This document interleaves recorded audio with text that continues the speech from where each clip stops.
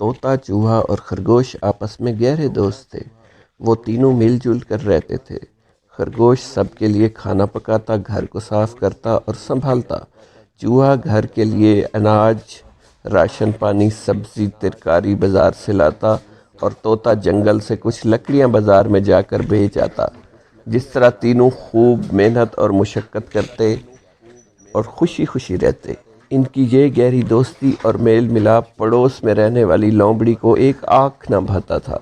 مکار لومڑی نے ایک دن موقع پا کر طوطے کا حال چال دریافت کیا۔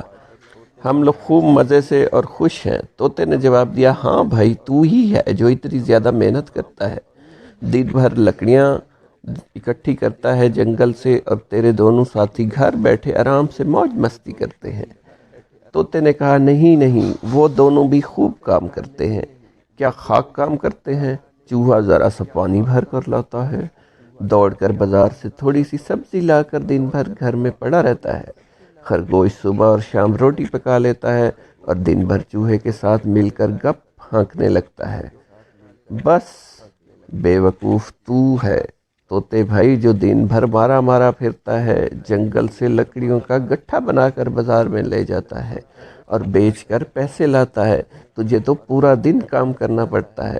لومڑی نے مکاری سے کام لیتے ہوئے طوطے کو اپنے جھانسے میں لینے کی کوشش کی۔ طوطا بولا، نہیں، ہرگز ایسا نہیں ہے۔ اچھا ٹھیک ہے۔ اتنا بول کر لومڑی اپنے رستے چل دیے اور طوطا لکڑی کے لیے جنگل چلا گیا۔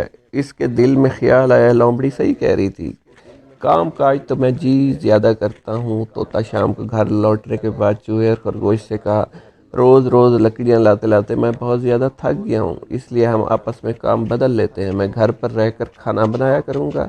چوہے اور خرگوش نے جب یہ انوکھی بات سنی تو حیران رہ گئے۔ پہلے تو ان دونوں نے طوطے کو منانے کی کوشش کی، لیکن جب وہ نہ مانا تو پھر چوہے نے کہا، ٹھیک ہے، میں ہی جنگل سے لکڑیاں لے کر آؤں گا۔ دوسرے دن چوہا لکڑی لینے کے لیے جنگل چلا گیا۔ شام ہو گئی، چوہا واپس نہ آیا۔ خرگوش کو فکر ہوئی، اس نے کہا، چلو طوطے بھائی، چوہے کو جنگل میں تلاش کرتے ہیں، تم گھر پر ہی رہو، میں خود جا کر دیکھتا ہوں چوہے کو دیر کیسے ہوگی۔ طوطے نے کہا۔ طوطا تھوڑی دیر بعد لوٹا تو وہ بہت اداس تھا۔ اس نے خرگوش کو بتایا، چوہا جب لکڑی کاٹ کر لوٹ رہا تھا تو بلی نے اسے مار کر کھا لیا۔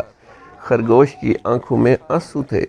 طوطا بھی رونے لگا۔ تینوں دوستوں میں سے ایک کی فضول میں مکار لومڑی نے بہانے سے جان لے لی۔ سویرے اٹھ کر طوطا خرگوش کی لومڑی کی سارے باتیں بتا کر روتے ہوئے معافی مانگنے لگا اور کہا کہ اب ہم دونوں مل جل کر ہی رہیں گے، اور یہ وعدہ بھی کیا کہ وہ آئندہ کبھی مکار لومڑی سے نہیں ملے گا۔